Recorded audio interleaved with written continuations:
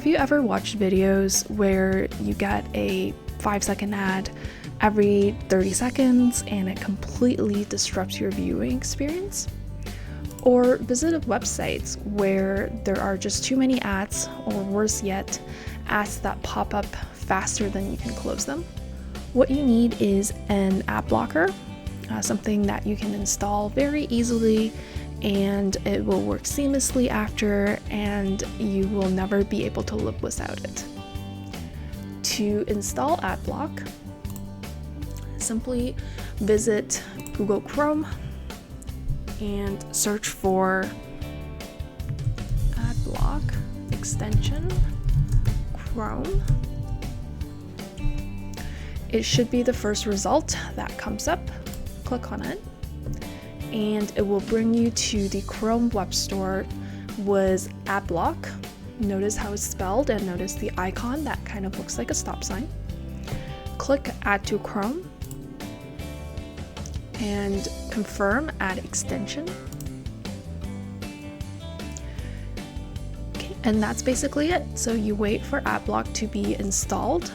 It is free to use, although they do take donations. Okay. After you've installed it, you will see a little, the same AdBlock icon, the red stop sign, on your browser toolbar in the top right. Okay, this will indicate that AdBlock has been successfully installed.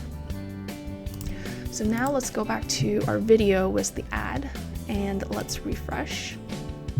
Okay, you'll see, voila, all the ads are gone, and you get straight to your video. So if you were using AdBlock just normally, which is probably 99% of the time, this is all you have to do. Just leave the extension on and it will do the work. Sometimes some websites do not allow ad blockers, so you need to turn your ad blocker off in order to access content, because ads are an important source of revenue.